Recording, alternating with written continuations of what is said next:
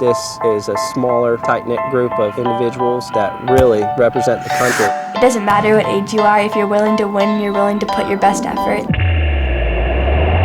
It's not how hard you get hit. I ended up fracturing my thumb. They suspected that he had Crohn's. It's how hard you get hit and get knocked down and get up again. We don't take days off. That's right, strength, no weakness. Sky's kind of the limit. Get ready, because today we're taking a look at some of our future prodigies and pros. This is No Days Off.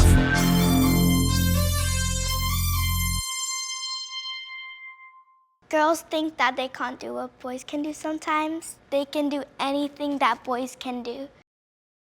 She is of the generation of female skateboarders that really represent a big part of skateboarding. She could redefine the whole sport. It's the way we look at both surfing and skateboarding.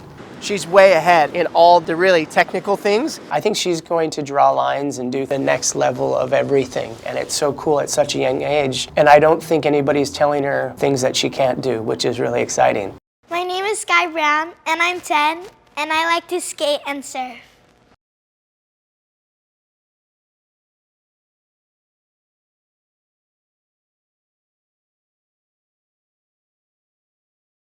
We are at my favorite skate park, Venice. The first time I skated here when I was like 2 or 3, skating made me more brave and more strong. It's right next to the beach, so when I skate, I can hear the ocean. It just makes me feel free and like I can do anything. It's super fun skating with my brother. We get to follow each other. We both do different tricks. Frontside air, backside air. Especially the snake run's super fun. You can go super high and do these cool tricks on it. I like it because it feels like I'm touching the sky. We just love skating. It just makes me way happier when I skate with Ocean.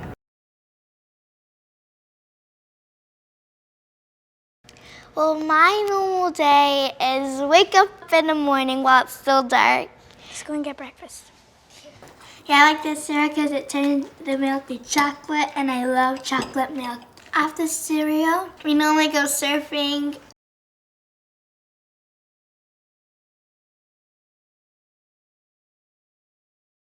My name is Pat O'Connell. I've actually been a pro surfer for probably 30 years. Okay, team, we got a little strategy out here. You ready? Yep. Yeah. Think of it this way. The more waves we catch, the better. Okay, we're gonna have a lot of fun? Yeah. All right, let's go. The ocean's always changing. You know, you may be out for an hour and only get 6 waves. But as you get older, it goes from 6 waves to 10 waves to 20 waves. And that's where progression just kind of goes through the roof. She'll go from riding waves that are this big to this big and bigger. I feel like I'm a dolphin, just going fast, doing turns, and just riding the wave. The hardest trick was probably like a chop hop. It took me a while. I just love the feeling when you make it. It just makes you feel so happy and you want to do it again. The ocean is very natural for her. When she surfs, she knows how to read the waves. That's an old soul thing. Surfing with my brother is super fun. They're like best friends. It's so cool.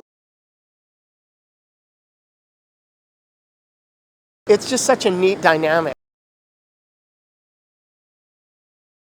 They never stop sort of harassing each other, as brothers and sisters should do. They're gonna have these crazy fun experiences their whole life together. What a bond. What's your favorite thing about the surfboard that you have now? Well, I like it because it's super light and it's super fun. That's the coolest thing. Most kids are riding sort of hand-me-down boards. People like Sky, though, she needs something that actually works for her, that's more fit for her, to actually get something that's really built for performance, where most kids her age are just sort of riding their dad's board that he's not riding anymore. It makes such a difference in the water. If you have a great board under your feet, every condition every day is a little bit extra fun.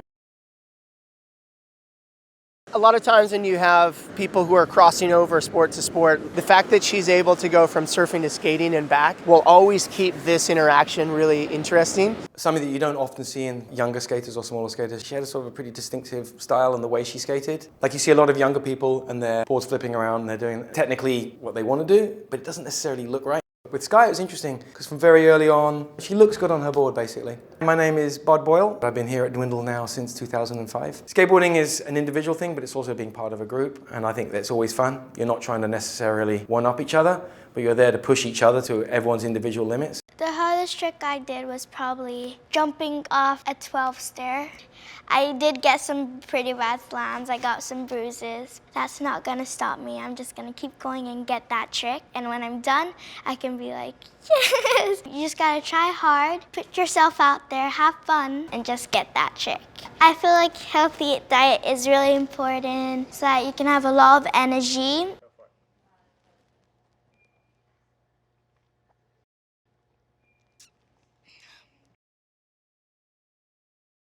So Sky Rides for Almost, we do have a board that we've made in conjunction with her. It's supporting a really good cause, a non-profit organization called Skaterstan. They're doing really meaningful things for youth around the world, and specifically a lot of young women who don't have opportunities for education or access to a safe, free space. And I encourage anyone to go and do your research on Skaterstan. Luis, can I hit the button now? Sure. We've raised over $16,000 just with the first drop of boards. It's warm. Girls can do anything that boys can do. And I don't get much chances to skate with girls. And when I skate with girls, I just like to have fun. I mean, I don't know what the stats are. I don't know if it's 10% or 20% or 30% of the active skateboarders around the world are women, but the number's definitely getting up there now. When you used to see crews of guys around, now you see just crews of people. I want to be like the best at skating and surfing. The most important bit, just to have fun and try my best. Coming up next. Packed everything up in my small car and decided to drive by myself across the country, and it really worked out for me.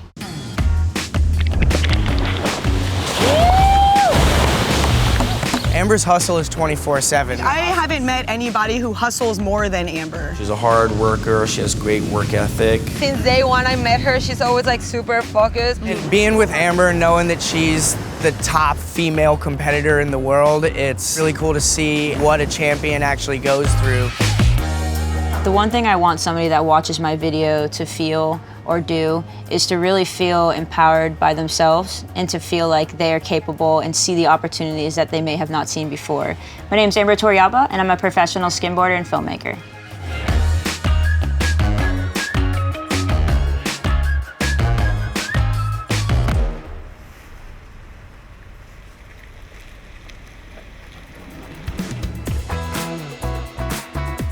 Every time I see the waves coming off of like a cool street, I'm like, holy crap, it's a dream for sure. Skimboarding for me actually evolved from like messing around, and when YouTube came out and I found out that in California they're out there riding waves, it just was really intrigued to go and try all that. Back in Florida after college, I was working retail. I was working, you know, the 50 hours a week job, and I kind of got fed up with doing the whole routine, and I finally just realized that I could be anywhere really paying rent. I just packed everything up in my small car and decided to drive by myself across the country, and it really worked out for me. I've been skimboarding probably for about 10 years now. I would define my style as pretty aggressive, but also very unique. I was able to win the Vic World Championships twice in the 3 years that I've been here. I learned a lot from my failures, and I think it was really important to do so because with those highs and those lows, I really got a chance to understand where I wanted to go and where I was at. I've been able to reach my goals in skimboarding, so that way I can start to focus on what's more important in skimboarding, and that's inspiring the next generation. I think it's super important for me to have girlfriends in the skim community because it's helped me push past what you think you're capable of. We always meet up at the beach, all up and down this coast, and then we do travel a lot together. Amber knows what she's gonna get done, and that's always been so inspiring for me. Like, nobody's just giving her things, you know? It's like she had to make her own thing, and I think that's just so inspiring for the whole community in general. We have a lot of young girls that are getting into the sport, so when they are on social media and they see Amber's clips and edits, I think that it inspires them that they know that they can do this. Skimboarding is very male dominated, so having more girls in the sport really equals that out, and it allows us to really work together to change the way that women are seen in our sport. It's really cool to see more and more women being involved in not only skimboarding, but all action sports. Coming up next. First action sport I actually got into was skateboarding when I was really young, probably even about 8 years old. I didn't really know what I was doing, but I was really obsessed with it.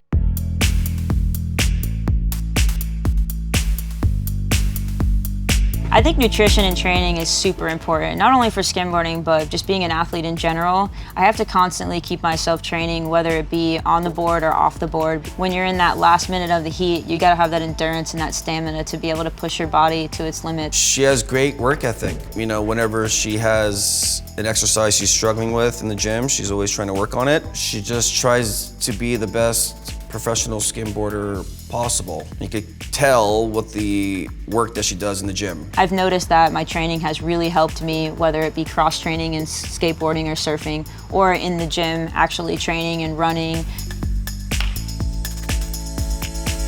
The first action sport I actually got into was skateboarding when I was really young, probably even about 8 years old. I didn't really know what I was doing, but I was really obsessed with it. And that eventually evolved into getting into the water and picking up a surfboard, and then I learned that skimboarding was kind of a mix between the two. I think being a skateboarder gave me a really unique way to look at waves, because when I first started seeing waves, I looked at them as ramps. It really just helps me keep, on a board all year round and just stay in shape.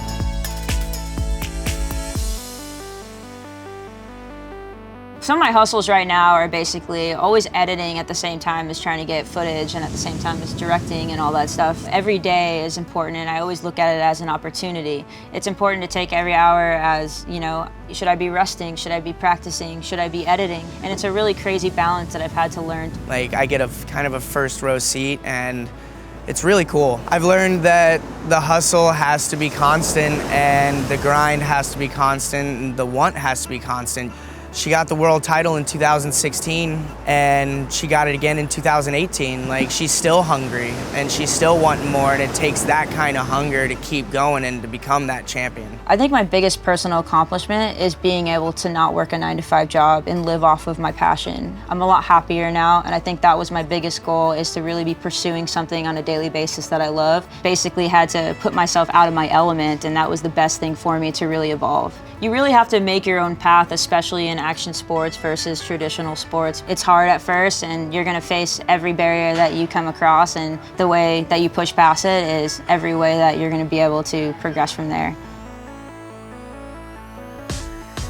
Coming up next. But skimboarding, I felt like there was nothing holding me back, and I just felt like I had full control, and that just is what really drove me to pursue skimboarding.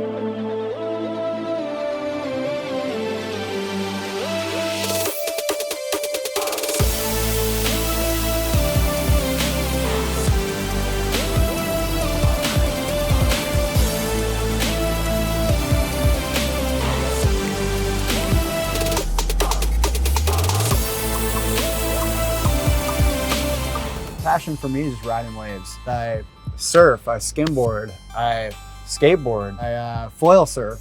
To me, it's so important to have so many different hustles, because it gives me so many different opportunities to do what I love to do. Keep things creative, kind of keeps you always coming at a different perspective, keeps you having fun. I've already accomplished certain goals and proved to myself my level of talent as a skimboarder. So now it's just like, I want to continuously have fun and try different stuff and do different things. And that, to me, that's what keeps me adapting to different sports. My name is Austin Keene. I'm a world champion skimboarder, professional wake surfer, and all-around world champion of fun.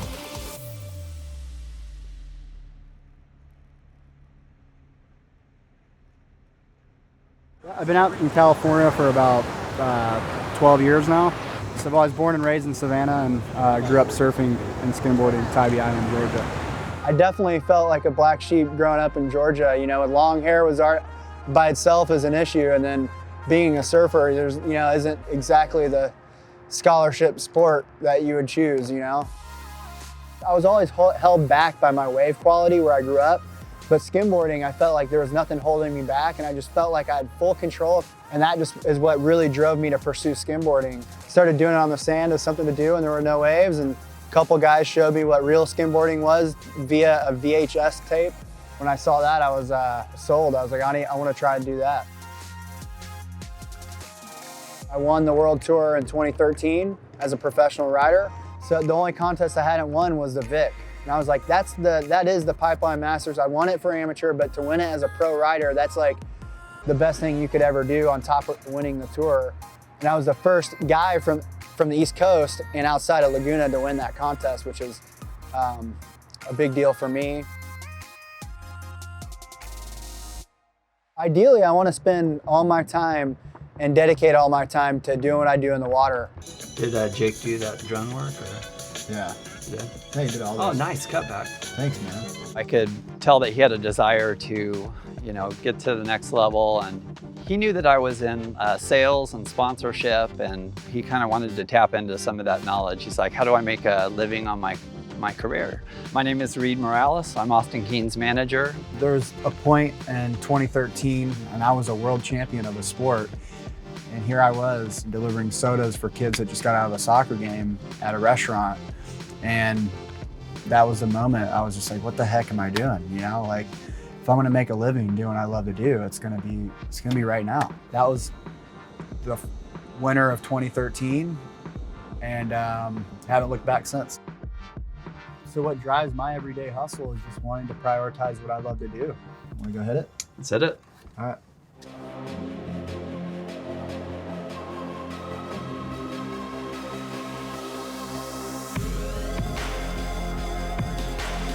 I had the opportunity to link up with a legendary pro wakeboarder, Scott Byerly, and he took me wake surfing for the very first time. And my first time I was doing the stuff that I do in the ocean on my skimboard, but behind the boat. He actually learned to wake surf the first time on a trip to Florida, I believe. And I was the second person to pull him behind a boat. And he was already doing the advanced tricks that the pros were doing and winning contests with on his second day wake surfing. My name is Marco Thompson. Austin is a wake surf buddy of mine. He's very inventive. And there were a couple of things that we invented together. The whole idea of the hijack from the shore. So he runs down to the shore, jumps on his skimboard, skims all the way out to the boat, catches the wave. It had never been seen before. It's one thing to be a good athlete. It's another thing to be an athlete that's got hustle. And what I've seen Austin Keene do is just phenomenal. I think the best way to describe how I've inspired people is just through action rather than words, and entertain people, inspire people, and continue to live my passion and hopefully inspire other people to live their passion as well.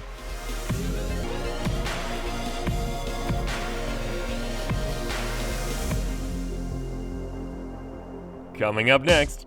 You fall every time you skate multiple times. Just a lot of falling and getting back up and trying it again. It's definitely always fun. Every time I get on the board, I just feel like it's like home. Almost 12 hours of skating a day. His lifestyle of living is a skateboarder. That's what he does. That's his life. Once he got on that board, he kind of felt it, and there was no turning back from that. It's basically like winning a game. If you're playing basketball or something, that's how it feels when you land a new trick. When he skates, he's still a relaxed skater, but he gets into a different zone. He's relaxed all day training and trying to figure out his lines, and then when they call his name, he's just in beast mode. No matter what I'm doing, I don't like to lose. My name is Marcos Montoya. I'm 19 years old, and I'm a skateboarder.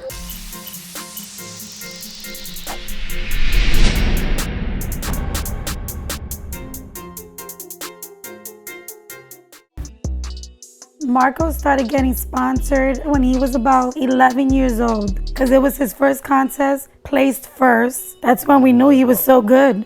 First contest, first place. Setting up a new board, it always feels good. It just feels like when you put a fresh new pair of shoes on. When you skate a new board, it actually becomes more of one. When you skate it, it's just like breaking it in. He started getting sponsored and getting sneakers and getting clothing, and we were like, oh. And it happened quickly. We didn't think anything of it. He was just having fun skating, and it just snowballed into what it is. I definitely like a lot of other things, like fashion and shoes, clothes, all that. Now that I'm getting older, I would say it's definitely a lot of hours in my day that I'm talking about skating or watching a skate video or on Instagram watching all the homies. So I would say it's a lot of hours in a day that I'm just constantly watching or thinking or physically skating. A typical day of Marco's skating. He gets up, he eats his breakfast, he gets dressed, and he's gone all day. At 10 in the morning. I don't see Marcos till maybe 11 o'clock at night. I'm having a hard day or just anything like that. When I go skate, I'm just focused on skating, and it kind of blocks everything off and puts me in like a tunnel vision of just skating and like having fun. I'm definitely a street skater. I grew up skating more transition. I mostly just skate whatever is fun at the time. It's like whatever's fun in that moment, I'm down for it. I would say my greatest strength in skateboarding is probably skating rails. I feel more balanced and just comfortable skating rails. The way he skates is the way he is. If you know Marcos, you know he's just a laid-back kid. He doesn't talk too much. It's like effortless when he skates. I initially got into skateboarding when I was 8 years old. On his 8th birthday, my brother bought him a skateboard. He'll be 20 now, and he's never put the board down since. Skateboarding is definitely a lot of falling. You fall every time you skate multiple times. It's a lot of falling and getting back up and trying it again. It didn't stop me from trying it again. There's been a few times where I've fallen hella hard. It does shake you up a little bit, but I've always just tried to pass that mind block of just, oh, you could do this or you could get hurt, and just be like, oh, I can do it. I'm gonna just try to go for it and see what happens. I believe that if you're having fun and it's something you love and you're dedicated to, that the fun will never come out of it. It would always be there for the rest of your life, honestly. I believe that if you love something and you're dedicated and it's what you love to do all the time, that it's not really considered work. It's more just a lifestyle, and it's what you want to put your whole life and time into. I've always been slacking, but now that I'm getting a little older and I just gotta start taking care of my body more, it's starting to come like a consistent thing, and I'm starting to like it a lot too. It's cool working out with my pops for strength and conditioning. Because before I used to fall, I used to not feel anything, but now I be limping all the time, so I gotta take care of my body. Now as he's older, he does think about what he's putting in his body, how he's eating. He takes care of how much water does he drink a day. Like the age he is now, he's thinking more about the healthy food. So he knows what he has to do to maintain. When I'm not skateboarding, I'm probably just chilling with the family. He plays video games, he loves music, he loves basketball. So my homie is Omar. I've been knowing him for a while. He's a family friend. He was my filmer for a while. Started filming, then we became just good homies. Seeing me skate all the time and watch me learn new tricks. Definitely someone I look up to as a bigger brother. I would love for him to go pro. He's worked so hard since he was 9 years old. And it's the only thing he used to say when he was 10, 11, once he started following other pro skaters. He always used to say, one day I will be there. I would love for his dream to come true. He will set a goal, I want to win this contest. He'll set another goal, I want to skate Tampa Am one day. He'll set another goal, I would like to skate Tampa Pro one day. They've been coming true. He's been skating them and doing very well. Now it'll just be another goal that he's going after, trying to achieve. Hopefully one day have a pro board. Another one would be winning a street league contest. I've always looked up to those. Even though he has fun doing what he does and he loves doing it, to me, when I see him in the morning and his body's aching him, when he's all cut up, when he broke his hand, knocked his teeth out, all that stuff, he still kept skating. No days off means to me that no matter what you're doing, so with me it's skateboarding, always skating, always practicing. Even if I'm not practicing, I still go skate, have fun, chill with the homies. No days off is just evolving skating always for me, no matter what. Just one day down for these future stars. Tomorrow they'll be back at it again, working and training. Because when you want to be the best, there are no days off.